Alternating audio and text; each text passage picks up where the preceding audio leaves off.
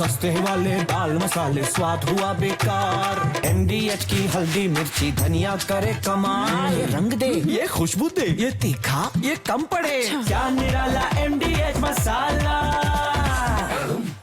कि उत्तरकाशी में कल सभी स्कूलों में छुट्टी कर दी गई है।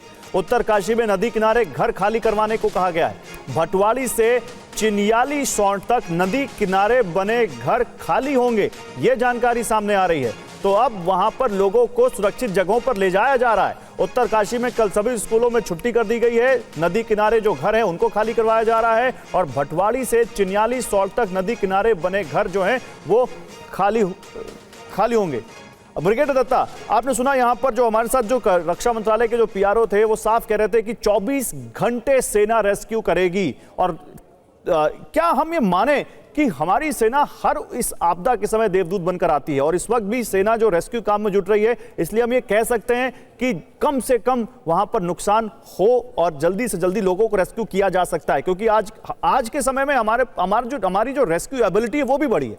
अगर मौसम अगर सही होता तो शायद वहां पर हम हेलीकॉप्टर्स भी देख रहे होते जो चंडीगढ़ में इस वक्त वहां पर स्टैंड बाय मोड पे। हाँ बिल्कुल, देखिए भारतीय सेना हमेशा 24/7 365 डेज तैयार है। और अगर आप देखें कि हमारे यहाँ बिल्कुल आप देखिए 10 मिनट के अंदर हमारे सारे जितने जवान थे, करीब कंपनी प्लस करीब 150 जवान एकदम डिप्लॉय कर दिए गए। और आपको उत्तराखंड का वो वाकया भी याद होगा जब उन्होंने अपने पीठ पे का पुल बना के लोगों को क्रॉस कराया था। तो भारतीय सशस्त्र सेनाएं हमेशा तैयार है। हमारा जो एयर एफर्ट्स है, जो PRO ने बताया, एयर एफर्ट्स तैयार है। लेकिन क्योंकि वेदर खुद एक बहुत बड़ा चैलेंज है, तो इसकी वजह से क्योंकि जो एयर सर्विसेज हैं वो प्रेजेंट नहीं की जा सकती, जो अपनी और इमदाद जो आनी है उसको इंसर्ट नहीं किया जा सकता क्योंकि वेदर वार्निंग है। और लेकिन जो भी इम्प्रोवाइज तरीके हैं, जो बैटरीज से जो लाइट जनरेट वगैरह की जाएगी, जो मैनुअल प्रोडिंग की जाएगी, जो मैनुअल सर्च की जाएगी, वो ऑपरेशन जारी रहेंगे जब तक, क्योंकि जो SDRF NDRF की टीम भी है, अगर लैंडस्लाइड वगैरह आ गई है तो वो क्योंकि देखिए आदमी के लिए कोई ऑब्स्टिकल नहीं होता, सेना के लिए कोई ऑब्स्टिकल नहीं है।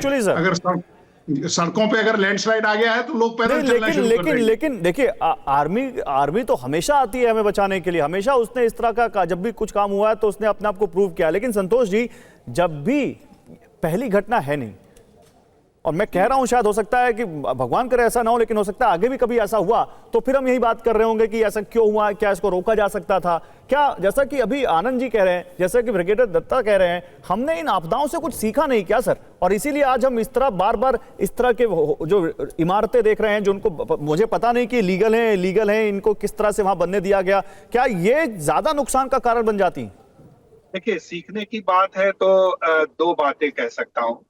पहली बात ये कह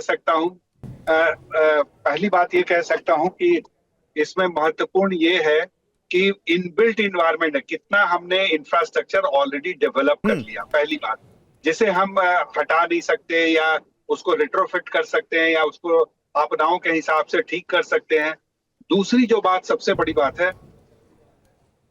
सबसे बड़ी बात है इसमें महत्वपूर्ण यह है कि जो विकास की प्रणाली है, वो विकास की प्रणाली हमारी किस तरह से इन आपदाओं को ध्यान में रखती है।